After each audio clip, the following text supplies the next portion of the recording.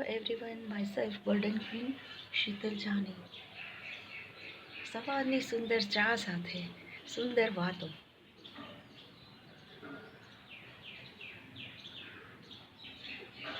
જોઈ શકો છો.